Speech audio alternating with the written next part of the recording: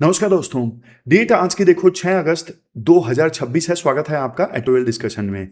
3 issues आज हम discuss करेंगे। सबसे पहला आर्टिकल आज हम डिस्कस करेंगे फिस्कल फेडरलिज्म से संबंधित।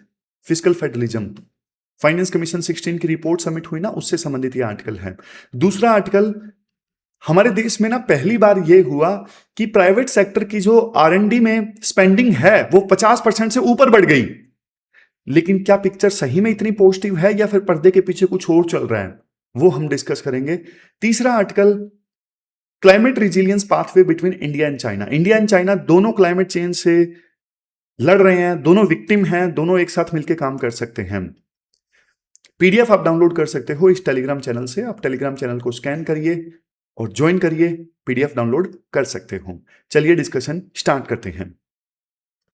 आज के हमारे डिस्कशन में first important article fiscal federalism से संबंधित है। डिबेट है एफिशिएंसी वर्सेस इक्विटी कंसर्न्स। बिल्कुल बेसिक्स के साथ डिस्कस करेंगे। आप ना सिलेबस में जीएस पेपर सेकंड के इस टॉपिक से आर्टिकल को रिलेट कर सकते हो। सबसे पहले बेसिक्स की बात करते हैं। फिस्कल फेडरलिज्म होता क्या है? देखो, सेंटर और स्टेट के बीच में पैसों के बंटवारा जो होता है ना, उसको फिस्कल फेडरलिज्म बोलते हैं। इंडिया का जो फेडरलिज्म का स्ट्रक्चर है ना, कैसा है? क्वेसी फेडरलिज्म है। आप पूछोगे सर क्वेसी फेडरलिज्म क्या होता है? मतलब पूरा फेडरलिज्म नहीं है, सेंटर पावरफुल है और जो स्टेट्स हैं वो सेंटर के ऊपर डिपेंडेंट हैं।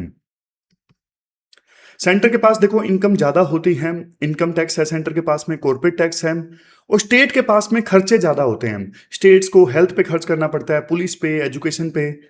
इसीलिए इस चीज को बोलते हैं वर्टिकल इम्बैलेंस। क्या बोलते हैं? इस चीज को बोलते हैं वर्टिकल इम्बैलेंस। वर्टिकल इम्बैलेंस क्या है? वर्टिकल इम्बैलेंस यही है कि सेंटर की इनकम ज्यादा है और स्टेट के खर्चे ज्यादा हैं। तो इस गैप को भरने के लिए ना हमारे संविधान ने एक पावरफुल बॉडी का प्रोविजन किया है। उस पावरफुल बॉडी का नाम है फाइनेंस कमीशन। क्या है? Finance commission. आर्टिकल 280 में फाइनेंस कमीशन का प्रोविजन किया गया है। अब देखो, ये जो फाइनेंस कमीशन है ना, कोई रूटीन का अकाउंटेंट नहीं है कि सिर्फ अकाउंटिंग करे। फाइनेंस कमीशन एक कोरेक्शन इंस्टीट्यूशन है। आप बोलोगे सर कोरेक्शन इंस्टीट्यूशन का क्या मतलब है? इसका मतलब देखो ये है कि फाइनेंस कमीशन ना सेंटर और स्टेट की एसिमेट्री को बैलेंस करता है। मतलब जो पैसे मिलते हैं सेंटर को, उन पैसों का बंटवारा करता है सेंटर और स्टेट के बीच में, ताकि जो वर्टिकल इम्बैलेंस था उसे खत्म किया जा सके कि सेंटर की इनकम ज्यादा, स्टेट के खर्चे ज्यादा। उस इम्बैलेंस को खत्म किया जा सके, उसके लिए करेक्शन का काम करता है ये फाइनेंस कमीशन। तो इसलिए फाइनेंस कमीशन का जो कोर काम है वो क्या है? कोर काम देखो ये है कि भाई स्टेट्स के जो इंटरेस्ट हैं उनको प्रोटेक्ट करो। क्योंकि देखो, स्टेट्स के इंटरेस्ट प्रोटेक्ट होंगे तभी तो भाई यूनियन जो है स्ट्रोंग बनेगा, तभी यूनियन स्ट्रोंग बनेगा। अब देखो करंट कंटेक्स्ट पे आते हैं, क्यों ये आर्टिकल आप पढ़ रहे हो। फाइनेंस कमीशन 16, फाइनेंस कमीशन 16 जिसको चेयर किया गया था अरविंद पानागड़िया के द्वारा, उन्होंने अपनी रिपोर्ट सबमिट की 2026 से लेकर 2031 तक। ये जो रिपोर्ट है वो लागू हो गई। अब इस रिपोर्ट ने ना एक बहुत बड़ा जबरदस्त शिफ्ट ला दिया है। क्या शिफ्ट है? आप पहले प्रोविजंस डिस्कस करो। क्या रिकमेंडेशंस दी गई हैं फाइनेंस कमीशन 16 की रिपोर्ट में? पहले आप रिकमेंडेशंस देखो। देखो, टैक्स डिवोल्यूशन ना सेम रखा गया है। मतलब सेंटर की इनकम का जो बंटवारा होता है ना, पिछले फाइनेंस कमीशन की तरह 41% मिलेगा स्टेट्स को और बाकी 59% मिलेगा सेंटर को। तो ये चीज तो सेम रखी गई है। हालांकि 18 स्टेट्स ऐसे थे जिन्होंने डिमांड किया था कि भाई 41% को बढ़ा के 50% कर दिया जाए, लेकिन नहीं माना फाइनेंस कमीशन 16 ने। अब दूसरा जो रिकमेंडेशन दी है फाइनेंस कमीशन 16 ने, ग्रांट्स इन एड, ये देखो बदल गया है और ये बहुत ज्यादा कंट्रोवर्शियल भी है। देखो, फाइनेंस कमीशन 16 में ना टोटल जो ग्रांट्स थे वो थे 10.1 लाख करोड़ के। कितने थे? 10.1 लाख करोड़ के, ये देखो। और इस बार फाइनेंस कमीशन 16 ने ग्रांट्स इन एड को घटा के कर दिया है 9,47,000 करोड़। लेकिन सबसे बड़ा हैरानी वाला जो डेटा है वो ये है, फाइनेंस कमीशन के टोटल ट्रांसफर्स में ग्रांट इन एड का शेयर पहले 19.4% था, जो घट के अब सिर्फ 8.3% रह गया है। यानी ग्रांट इन एड का जो शेयर है वो पहले पिछले फाइनेंस कमीशन में 19.4% और ग्रांट इन एड का शेयर फाइनेंस कमीशन के टोटल ट्रांसफर में अब सिर्फ 8.3% रह गया है। अब मुझे पता है आपके मन में ये आएगा कि सर पहले आप ग्रांट इन एड को एक्सप्लेन तो करो, ग्रांट इन एड है क्या? पहले डेटा आपने सुन लिया, अब ग्रांट इन एड सुन लो। देखो आसान भाषा में समझो, टैक्स डिवोल्यूशन जो है वो एक फिक्स्ड फॉर्मूले से मिलता है। जैसे 41%, 42% फिक्स फॉर्मूला होता है कि स्टेट्स को मिलेगा 41%, बाकी 59% मिलेगा सेंटर को। लेकिन आपको पता है इंडिया बहुत डाइवर्स है और हर स्टेट की जो प्रॉब्लम्स हैं वो फॉर्मूले में फिट नहीं होती। इसीलिए आर्टिकल 275 का प्रोविजन किया गया था ताकि फाइनेंस कमीशन पर्टिकुलर स्टेट की प्रॉब्लम को देखते हुए स्पेशल ग्रांट इन एड की रिकमेंडेशन दे दे सेंटर को कि भाई इस स्टेट की जो प्रॉब्लम है वो थोड़ी अलग है, इसको आप स्पेशल ग्रांट दे दो। तो स्पेशल ग्रांट आप मान लीजिए इस ग्रांट्स इन एड को, और ये जो स्पेशल ग्रांट्स हैं आर्टिकल 275 के प्रोविजन के तहत दी जाती हैं और इनका प्रोविजन किया जाता है फाइनेंस कमीशन के द्वारा, इनकी रिकमेंडेशन दी जाती है फाइनेंस कमीशन के द्वारा। समझ गए? स्पेशली उन स्टेट्स को जो एक्स्ट्रा हेल्प मिलती है ना उनकी कंडीशंस के कारण, उसे बोलते हैं ग्रांट्स इन एड। जैसे आपको एग्जांपल भी दे देता हूं, केरला ने देखो ह्यूमन कैपिटल पे ना बहुत खर्चा किया, एजुकेशन बढ़िया किया, हेल्थ बढ़िया किया, और इससे इंडिया को 23% रेमिटेंस मिलते हैं, फॉरेन मनी मिलती है, क्योंकि केरला से बहुत सारे लोग जो हैं फॉरेन में जाते हैं काम करने के लिए। लेकिन देखो चूंकि केरला ने एजुकेशन लेवल अच्छा किया, बहुत सारे एजुकेशन लोन लेने पड़े, इसलिए केरला के ऊपर ना कर्ज काफी ज्यादा बढ़ गया, तो केरला को स्पेशल ग्रांट इन एड की आवश्यकता है। फिर पंजाब का एग्जांपल ले लीजिए, पंजाब ने देखो नेशनल फूड सिक्योरिटी इंश्योर की, वीट ज्यादा उगाया, राइस उगाया, लेकिन एग्रीकल्चर इनकम जो है वो टैक्स फ्री होती है, प्लस बॉर्डर स्टेट होने का अलग खर्चा है, आपको पता है। तो पंजाब का जो रेवेन्यू बेस है वो छोटा रह गया। उसी प्रकार से हिल एंड नॉर्थ ईस्ट स्टेट्स हैं, पहाड़ों में सड़क बनाना बहुत मुश्किल है, इस वजह से इंडस्ट्री नहीं आ पाती, तो इनको भी स्पेशल ग्रांट इन एड की आवश्यकता होती है। लेकिन देखो राइटर बोलते हैं पिछले फाइनेंस कमीशन ने ना इन राज्यों की प्रॉब्लम को समझा, इसीलिए इनको revenue deficit grant, sector specific grant या फिर स्टेट स्पेसिफिक ग्रांट दी गई। लेकिन फाइनेंस कमीशन 16 ने इन राज्यों की प्रॉब्लम्स को इग्नोर कर दिया। फाइनेंस कमीशन 16 ने ना revenue deficit grant, sector specific grant या फिर स्टेट स्पेसिफिक ग्रांट, तीनों ग्रांट्स को बंद कर दिया। सिर्फ फाइनेंस कमीशन 16 में ना लोकल बॉडीज को दी जाने वाली ग्रांट और डिजास्टर मैनेजमेंट के लिए जो ग्रांट है उसे जारी रखा गया है। तो ये काफी ज्यादा कंट्रोवर्शियल है। अब आप पूछोगे सर फाइनेंस कमीशन ने रेवेन्यू डेफिसिट ग्रांट क्यों हटाई? देखो ये जो रेवेन्यू डेफिसिट ग्रांट है ना, ये तब मिलती है जब स्टेट की रेगुलर इनकम उसके रेगुलर खर्चे से कम हो, मतलब रेगुलर इनकम कम है, खर्चे ज्यादा हैं, तब ये रेवेन्यू डेफिसिट ग्रांट मिलती है। तो इसको बंद कर दिया। क्यों बंद कर दिया? फाइनेंस कमीशन 16 का ये मानना है कि स्टेट्स को ना अब फिस्कल डिसिप्लिन सीखना चाहिए। मतलब भाई जितनी इनकम हो उतना ही खर्चा करो ना, जानबूझ के आप खर्चा ज्यादा कर देते हो, बाद में बोलते हो इनकम कम है और बोलते हो कि हमें रेवेन्यू डेफिसिट ग्रांट दे दो, नहीं। फिर फाइनेंस कमीशन ने यह बोला कि भाई एक स्टेट को अगर हम रेवेन्यू डेफिसिट ग्रांट देते हैं ना, फिर दूसरे स्टेट के पास में भी इंसेंटिव नहीं है चीजों को ठीक करने का।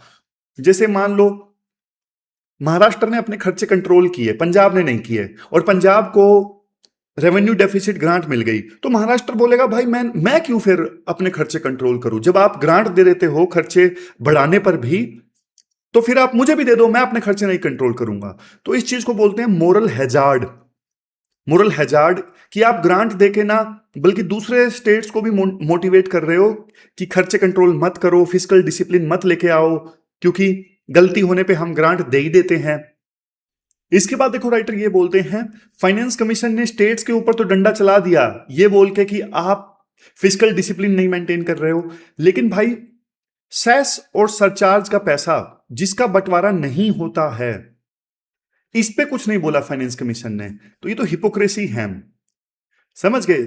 सेस जो टैक्स ऑन टैक्स लगता है स्पेसिफिक पर्पज के लिए, उसका पैसा बचता ही नहीं है स्टेट्स के साथ में, वो सीधा का सीधा सेंटर को जाता है। स्टेट्स काफी समय से मांग कर रहे हैं कि भाई सेस और सरचार्ज जो आप लगाते हो इसके पैसे का भी बंटवारा होना चाहिए स्टेट्स और सेंटर के बीच में, लेकिन नहीं होता।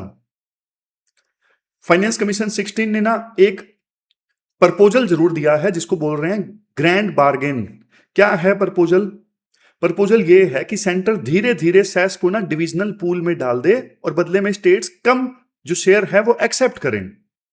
लेकिन देखो ये तो भाई अनफेयर है ना, आप एक हाथ से दे रहे हो दूसरे हाथ से ले रहे हो, समझ रहे हो। स्टेट्स का आपने ग्रांट छीन लिया डिसिप्लिन के नाम पे, और यूनियन के पास में जो सरचार्ज का पैसा आता है, सेस का पैसा आता है, वो बांटता भी नहीं है, इसके लिए आपने कुछ नहीं बोला। तो सेस और सरचार्ज के पैसे से तो बल्कि जो वर्टिकल इम्बैलेंस है जिसकी मैंने शुरुआत में बात की, वो वर्टिकल इम्बैलेंस बल्कि और ज्यादा बढ़ रहा है। एक अच्छी चीज देखो ये हुई, फाइनेंस कमीशन ने टीयर 3 बॉडीज के लिए ना 7.2 लाख करोड़ रुपए एलोकेट किए हैं। लेकिन भाई सीधा सीधा एलोकेट नहीं किए, वो छोटा सा स्टार लिखा होता है ना, conditions are applied, conditions apply कर दी। ये जो पैसे हैं ना ये टाइड ग्रांट्स हैं, बंधी हुई ग्रांट्स हैं, मतलब स्टेट्स को टारगेट पूरे करने होंगे वाटर से रिलेटेड, सैनिटेशन से रिलेटेड, तब जाके ये पैसा मिलेगा। वैसे तो देखो ठीक है, इससे अकाउंटेबिलिटी बढ़ेगी, लेकिन ये क्या करेगा, ये स्टेट्स की जो फिस्कल ऑटोनमी है ना वो छीन लेगा। मतलब पॉलिसी अब नीड बेस्ड से ज्यादा कंप्लायंस बेस्ड हो गई है। पहले स्टेट्स की मर्जी थी कि भाई यहां पे पैसा इन्वेस्ट करना है, यहां पे करना है, बट सेंटर कंडीशंस के साथ पैसा दे रहा है कि सिर्फ जल में खर्च करोगे तभी मिलेगा, अदरवाइज नहीं मिलेगा। तो स्टेट्स की ऑटोनमी खत्म हो रही है कि कहां इन्वेस्ट करें, ऊपर से ऑर्डर आता है कि पानी में खर्च करोगे तभी मिलेगा। कंक्लूजन, अब कंक्लूजन की बात करते हैं। यूपीएससी में देखो हमेशा बैलेंस्ड कंक्लूजन देना जरूरी है। देखो फाइनेंस कमीशन 16 का जो अप्रोच है ना वो टेक्नोक्रेटिक है, मतलब वो मार्केट लाइक इंसेंटिव ला रही है। वैसे तो देखो ये अच्छी चीज है, लेकिन स्टेट की ऑटोनमी ना कम हो जाए उनको, क्योंकि देखो स्टेट जो है वो लोगों से ज्यादा जुड़ा होता है, ग्राउंड लेवल की प्रॉब्लम्स स्टेट ज्यादा अच्छे से समझता है, स्टेट से ज्यादा लोकल बॉडीज ज्यादा अच्छे से प्रॉब्लम समझती हैं, तो भाई उनको थोड़ी ऑटोनमी भी देनी चाहिए। और फिस्कल डिसिप्लिन की बात करता है फाइनेंस कमीशन 16 की, फिस्कल डिसिप्लिन लाना जरूरी है, लेकिन फिस्कल डिसिप्लिन के चक्कर में आप फिस्कल इनजस्टिस नहीं कर सकते। इंडिया देखो बहुत डाइवर्स कंट्री है, यहां पे फेडरलिज्म सिर्फ परफॉर्मेंस पे नहीं चल सकता, फेयरनेस जरूरी है। हाई जो परफॉर्मिंग स्टेट्स है ना उनको रिवार्ड करो भाई, आप जो अच्छा परफॉर्म कर रहे हैं उनको रिवार्ड करो, कौन रोक रहा है। लेकिन भाई जो डिसएडवांटेज स्टेट्स हैं जैसे पहाड़ी राज्य हैं या फिर बॉर्डर वाले राज्य हैं उनको पीछे मत छोड़ो भाई, उनको साथ लेके चलो। तो ये पूरा आर्टिकल हमने डिस्कस किया, और ये कीवर्ड्स फैक्ट्स हैं जो आप आंसर्स में यूज कर सकते हो। ये प्रैक्टिस क्वेश्चन नंबर 1 है जो आपको अटेम्प्ट करना है, ये 2023 का क्वेश्चन, ये 2021 का। चलते हैं आगे। इसके बाद नेक्स्ट आर्टिकल देखो, private industry and national research funding. अपना सिलेबस में जीएस पेपर 3 के इस टॉपिक से आर्टिकल को रिलेट कर सकते हो। थोड़ा सा ना आप बैकग्राउंड समझो। देखो इंडिया में ना हिस्टोरिकली आर&डी का मतलब क्या माना जाता था? हिस्टोरिकली देखो इंडिया में आर&डी का मतलब माना जाता था गवर्नमेंट लैब्स। जब भी हम रिसर्च के बारे में सोचते थे तो हमारा दिमाग इसरो, डीआरडीओ, सीएसआईआर, आईसीएआर इनके ऊपर आके टिक जाता था। लेकिन देखो 2010 के दौर में ना प्राइवेट सेक्टर का जो कंट्रीब्यूशन था मुश्किल से 1/3 था, मुश्किल से 33%। लेकिन आप वेस्टर्न कंट्रीज को देखोगे, वेस्टर्न कंट्रीज में देखो बहुत ज्यादा कंट्रीब्यूशन होता है प्राइवेट कंपनीज का। लेकिन देखो अब ना 2023-24 में ना 2023-24 में department of science and technology ने एक डेटा रिलीज किया है, और डेटा बहुत बढ़िया है, आपका दिल खुश हो जाएगा, ऐसा डेटा है। प्राइवेट इंडस्ट्री ने ना टोटल नेशनल रिसर्च स्पेंडिंग का ना 51.8% हिस्सा कैप्चर कर लिया है। यानी प्राइवेट सेक्टर ने मिलके सारी गवर्नमेंट बॉडीज को ना R&D खर्चे में क्रॉस कर दिया है। ये बहुत बढ़िया चीज है। यानी अब इंडिया डेवलप कंट्रीज के रास्ते पर चल रहा है। इंडिया में भी अब प्राइवेट कंपनीज R&D पे खर्च कर रही हैं। एक और बड़ा बदलाव आया, अब देखो गवर्नमेंट इंस्टीट्यूशन से ज्यादा जो कोर रिसर्चर्स है ना वो प्राइवेट इंडस्ट्री एम्प्लॉय कर रही हैं। समझ गए? जो कोर रिसर्चर हैं उनको प्राइवेट कंपनी से भी एम्प्लॉयमेंट मिल रहा है। अब वो देश छोड़ के नहीं जाएंगे। समझ रहे हो? सीधा सीधा रिपरकशन क्या है? अगर मान लो इंडिया के कोर रिसर्चर्स को प्राइवेट कंपनीज में जॉब मिल गई तो भाई वो क्यों यूएस से जाएंगे, क्यों यूरोप जाएंगे? सबसे ज्यादा R&D कौन कर रहा है? सबसे ज्यादा आप सोचोगे सबसे ज्यादा R&D शायद IT वाले कर रहे होंगे, सॉफ्टवेयर वाले कर रहे होंगे। नहीं, सबसे बड़ा जो कॉर्पोरेट इन्वेस्टर है R&D में, अब देखो ट्रांसपोर्ट फर्म्स हैं। ट्रांसपोर्ट फर्म्स के बाद में नंबर आता है फार्मास्यूटिकल्स वालों का, बायोटेक्नोलॉजी वालों का, और फिर चौथे नंबर पे आते हैं IT वाले। आपको एग्जांपल की सहायता से समझाऊं, टाटा मोटर्स और महिंद्रा, ये देखो अपने इलेक्ट्रिक व्हीकल्स के लिए और बैटरी टेक्नोलॉजी के लिए करोड़ों रुपए खर्च कर रहे हैं। ट्रांसपोर्ट सेक्टर का जो R&D खर्चा है ना 2020 के मुकाबले में अब 3 गुना बढ़ गया है। 2020 में ये ट्रांसपोर्ट सेक्टर वाले R&D पे नाम मात्र का खर्च करते थे, लेकिन अब इनका खर्चा जो है R&D पे 3 गुना बढ़ गया है। लेकिन देखो थोड़ा सा ट्विस्ट भी है कहानी में। ट्विस्ट क्या है? ट्विस्ट देखो ये है 2020-21 से लेके 2021-22 के बीच में, यानी एक साल के अंदर अंदर जो प्राइवेट स्पेंडिंग है वो लगभग डबल हो गई। यानी 46,368 से लेके 388 से लेके 82,975 तक पहुंच गई। Almost double. एक ही साल में टोटल R&D जो है 1,27,000 करोड़ से बढ़ के 1,95,000 करोड़ तक आ गई। एक क्या हुआ, मतलब एक साल में ऐसा क्या हो गया? तो देखो दो पहलू हैं। पहला है ऑफिशियल एक्सप्लेनेशन। ऑफिशियल्स ये कहते हैं कि कोविड-19 की महामारी के बाद में ना प्राइवेट कंपनीज को ये समझ में आ गया कि बिना रिसर्च के मार्केट में सर्वाइव नहीं कर सकते। कॉम्पिटिटिवनेस के लिए R&D जरूरी है। तो ये सरकार का एक्सप्लेनेशन है। लेकिन दूसरा एक्सप्लेनेशन भी आप समझ लीजिए, रियलिटी जो है, यानी एक्सपर्ट जजमेंट बोल सकते हो। क्या सच में कॉर्पोरेट बिहेवियर एक साल में बदल गया? आंसर है नो। असलियत में ना मेजरमेंट का तरीका बदल गया। कैसे बदल गया? पहली चीज है mandatory sustainability disclosures. Mandatory sustainability disclosures. SEBI ने ना बड़ी लिस्टेड कंपनीज के लिए ना ESG रिपोर्टिंग जरूरी कर दी है। ESG रिपोर्टिंग मतलब environmental, social and governance disclosure जो है वो जरूरी कर दिए हैं सेबी ने बड़ी लिस्टेड कंपनीज के लिए। और RBI ने रिसर्च फंड्स को ना रिपोर्ट करने के जो नियम है वो सख्त कर दिए हैं। समझ गए? तो इसका रिजल्ट क्या निकला? इसका मतलब देखो ये है, पहले क्या होता था कि जो MNCs हैं अपने इंडियन सेंटर्स में R&D करते थे, लेकिन वो डेटा में ना अच्छे से कैप्चर नहीं होता था। इंडियन कंपनीज की जो फॉरेन सब्सिडरीज हैं वो खर्चा करती थी, वो भी मिस हो जाता था। लेकिन अब नए रूल्स के बाद में ना ये सब स्ट्रिक्टली R&D कॉलम में काउंट होने लगा है। यानी पैसा पहले भी खर्च हो रहा था, लेकिन अब मेजरमेंट ज्यादा अच्छी है।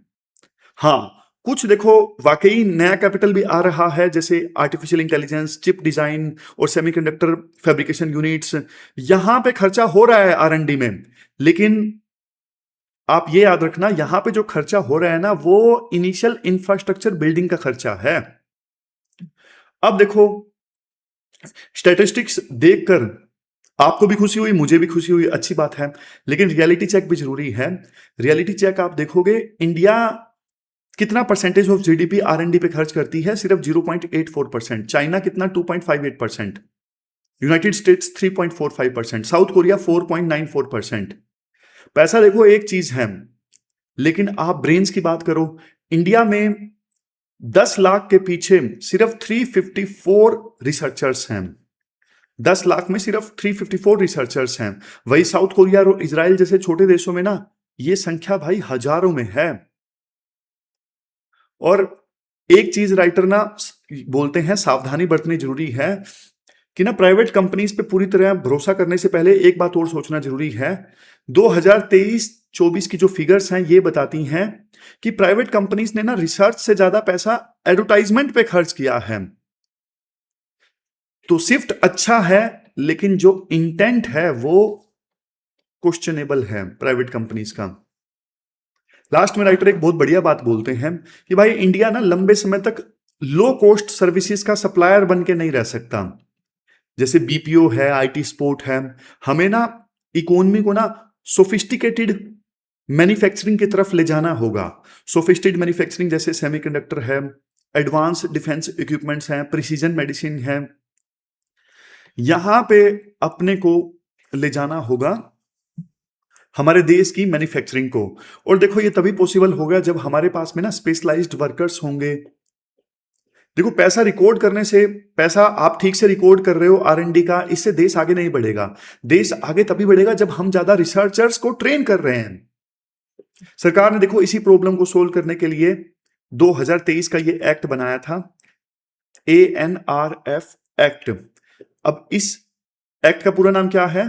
अनुसंधान नेशनल रिसर्च फाउंडेशन एक्ट। अब इसने क्या किया? इसने ना एक पुराने बोर्ड को रिप्लेस किया जिसका नाम हुआ करता था science and engineering research board.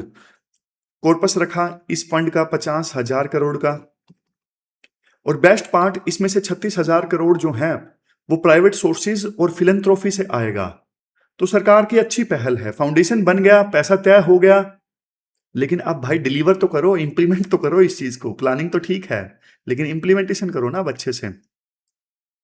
तो ये पूरा आर्टिकल हमने डिस्कस किया। ये पास्ट में यूपीएससी के द्वारा पूछे गए क्वेश्चंस हैं, ये कीवर्ड्स हैं, और ये एक्सपेक्टेड क्वेश्चन नंबर 2 जो आपको अटेम्प्ट करना है। चलते हैं आगे। इसके बाद नेक्स्ट आर्टिकल देखो, climate resilience pathway between India and China. अपने सिलेबस में जीएस पेपर 2, जीएस पेपर 3 के इन टॉपिक्स से आर्टिकल को रिलेट कर सकते हो। सबसे पहले देखो, ये बेसिक कंसेप्ट आपको पता होना चाहिए, ये शायद आपने ज्योग्राफी में पढ़ा भी होगा, एल नीनो वाला कंसेप्ट क्या है। देखो जो एल नीनो है ना, ये एक वेदर फेनोमेनन है, और इसमें क्या होता है, इसमें ना पैसिफिक ओशन जो है, मैप लगाना चाहिए था, हाँ ये रहा मैप। पैसिफिक ओशन का जो पानी है वो असामान्य तरीके से यानी अनयूजली गर्म हो जाता है। और देखो जब ये होता है ना, तो इंडिया का जो मानसून है वो या तो वीक हो जाता है या फिर डिले हो जाता है। इस साल क्या हुआ, इस साल देखो एल नीनो ने ना इंडिया के मानसून को डिले कर दिया, पर देखो जब बारिश आई तो बहुत इंटेंस थी। जैसे आपको एग्जांपल देता हूं, मुंबई और सूरत जैसे शहरों में ना 1 महीने की बारिश कुछ ही दिनों में हो गई। असम और उड़ीसा में भयंकर बाढ़ देखने को मिली, जान माल का भयंकर नुकसान हुआ। और अब आप चाइना की कंडीशन देखिए, चाइना में भी यही कंडीशन। चाइना में शहरों के नाम दिए हुए हैं गुआंगसी, सांगसी, गांसू, ये जो प्रोविंसेस है ना चाइना के, यहां पे जबरदस्त एक्सट्रीम वेदर इवेंट्स देखे गए। तो राइटर ये बोलते हैं देखो, चाइना और इंडिया में जो देखने को मिला ये सिर्फ बारिश नहीं है, ये क्लाइमेट चेंज का एक ट्रेलर है। ग्लोबल वार्मिंग के कारण ना ओशंस जो है वो बहुत तेजी से गर्म हो रहे हैं और एटमॉस्फेयर का जो टेम्परेचर है वो बढ़ रहा है। इससे बारिश लंबी नहीं होती, बल्कि देखो छोटे से समय में बहुत तेज बारिश आ जाती है, बहुत ज्यादा इंटेंसिटी के साथ में। तो इस वजह से ना दोनों देशों की फूड सिक्योरिटी, इकोनॉमिक ग्रोथ और जनता की वेलबींग सब प्रभावित हो रहे हैं। समझ गए? अब आप देखो ये सोच के देखिए कि चाइना और इंडिया दोनों इतने अलग हैं, लेकिन दोनों की जो परेशानियां हैं, प्रॉब्लम्स हैं क्लाइमेट से रिलेटेड, बिल्कुल सेम है। क्योंकि भाई दोनों देशों ने ना एक गलती करी है। क्या? वो गलती है बहुत तेजी से अर्बनाइजेशन, जिसको राइटर बोलते हैं रैपिड अर्बनाइजेशन। पहले ना आप एक टर्म समझो, टर्म क्या है देखो, permeable surface. Permeable surface geography वालों को तो ये पता ही होगा, आपको भी पता ही होगा, जीएस में भी तो आता ही है, बिल्कुल आसान है। परमिएबल सरफेस मतलब ऐसी जमीन जो देखो पानी सोख सकती है, जैसे मिट्टी हो गया, खेत हो गया या जंगल हो गया, ये क्या कर सकते हैं, ये पानी को सोख सकते हैं, तो ये परमिएबल सरफेस है। आज देखो हमने इन सब पे ना कंक्रीट का एक जाल बिछा दिया है, और वेटलैंड्स फॉरेस्ट, ये सब तो जैसे गायब हो रहे हैं धीरे धीरे, उनकी जगह हमने हर जगह कंक्रीट की बिल्डिंग्स बना दी हैं। तो होता क्या है, जब देखो एक्सट्रीम रेनफॉल आता है या फिर स्टॉर्म आता है ना, तो जो पानी आता है वो पानी देखो नीचे नहीं जा पाता, जमीन उसको सोख नहीं पाती, और वो पानी देखो फिर वो फ्लड में कन्वर्ट हो जाता है। इसकी वजह से देखो फ्लैश फ्लड्स भी आती हैं। क्या आती हैं? फ्लैश फ्लड्स भी आती हैं। एक तरफ देखो जो समुद्र के किनारे की सिटीज है ना, वहां पे आप एक्सट्रीम रेनफॉल देखोगे, स्टॉर्म सर्ज देखोगे, जैसे मैंने आपको बताया, वहां पे सी लेवल के राइज का भी खतरा है। और जो इनलैंड सिटीज हैं, दिल्ली जैसी सिटीज, वहां पे heat waves, draught, flash floods, इनका खतरा जो लगातार है वो बढ़ रहा है। तो ये दिक्कत है। जैसे आप मुंबई का एग्जांपल ले लीजिए, मुंबई का ड्रेनेज सिस्टम ना ब्रिटिश टाइम का है। आज की हैवी रेनफॉल को मुंबई का ड्रेनेज सिस्टम नहीं टैकल कर सकता। समझ रहे हो? ये दिक्कत है। और देखो, अब आप एक चीज देखो, वैसे सबको पता है कि इंडिया और चाइना के जो रिलेशंस हैं वो बिगड़े हुए हैं गलवान वैली की घटना के बाद में। लेकिन पिछले कुछ महीनों में आप देखोगे टेंटेटिव थोड़ा सा इंप्रूवमेंट आया है इंडिया चाइना रिलेशंस में। आर्टिकल एक नया फैक्ट बताता है। नया फैक्ट ये है कि ना, चाइना के जो special envoy for climate change है ना, वो अपनी डेलीगेशन के साथ में ना न्यू दिल्ली में आए थे अप्रैल में। चाइना के जो स्पेशल राजदूत है ना क्लाइमेट चेंज के लिए, वो एनवॉय भारत की यात्रा पर आए थे अप्रैल में अपने डेलीगेशन के साथ में। तो ये दिखाता है कि भाई दोनों देश क्लाइमेट में कोऑपरेशन कर रहे हैं, ऐसी बात नहीं है। लेकिन देखो, चाइना के साथ दोस्ती इतनी भी आसान नहीं है, क्योंकि चाइना के पास में ग्रीन टेक्नोलॉजी और क्रिटिकल मिनरल्स हैं, और हमें ये क्रिटिकल मिनरल्स चाहिए। चाइना कभी नहीं चाहेगा कि हमारी मोनोपोली टूटे। तो यहां पे दोस्ती मुश्किल है। इसलिए आर्टिकल कहता है डिजास्टर मिटिगेशन और अर्बन रिजिलियंस, यहां पे दोनों की दोस्ती बहुत हो सकती है। दोनों एक दूसरे से बहुत कुछ सीख सकते हैं। जैसे देखो, स्पंज सिटी कंसेप्ट है। सिटीज को ना स्पंज की तरह डेवलप किया जाता है, ताकि एक्सेस रेनफॉल हो तो सिटीज जो है स्पंज के रसगुल्ले की तरह पानी को सोख ले। दूसरा डेटा ड्रिवन प्लानिंग है, कि कैसे आप डेटा का यूज करके ट्रांसपोर्ट, हाउसिंग के लिए और ड्रेनेज के लिए प्लानिंग कर सकते हो। अब ये चीजें ना चाइना ने अच्छी इंप्लीमेंट की हैं, तो ये चीजें इंडिया चाइना से अच्छी से सीख सकता है। दूसरा, चाइना इंडिया से क्या सीख सकता है? चाइना इंडिया से सीख सकता है एडेप्टिव गवर्नेंस, यानी कम्युनिटी इंक्लूसिव अप्रोच। इंडिया में देखो, हम ना वल्नरेबल पॉपुलेशन को भी प्रोटेक्ट करके चलते हैं, उनको इग्नोर नहीं करते। जैसे हीट वेव में मजदूरों को ज्यादा नुकसान होता है, तो अहमदाबाद में जो हीट एक्शन प्लान है वो वल्नरेबल सेक्शंस को प्रोटेक्ट करता है। इसके अलावा चाइना इंडिया से early warning system, cool roofs, nature based urban solution ये सीख सकता है। तो जब देखो चाइना और इंडिया एक दूसरे से सीखे ना, सिर्फ नेशनल गवर्नमेंट्स की लर्निंग नहीं होनी चाहिए, बल्कि जो म्युनिसिपैलिटीज हैं उनके बीच में भी नॉलेज एक्सचेंज जो है वो होना चाहिए। तो ये पूरा आर्टिकल हमने डिस्कस किया। ये कुछ कीवर्ड्स हैं जो आप आंसर्स में यूज कर सकते हो। ये पोटेंशियल क्वेश्चन है, आज का क्वेश्चन नंबर 3 जो आपको अटेम्प्ट करना है। ये थी हमारी आज की डिस्कशन। कल मिलते हैं फिर से एक नई डिस्कशन के साथ। तब तक आप अपना ध्यान रखिए, अच्छे से पढ़िए। Thank you very much for discussion.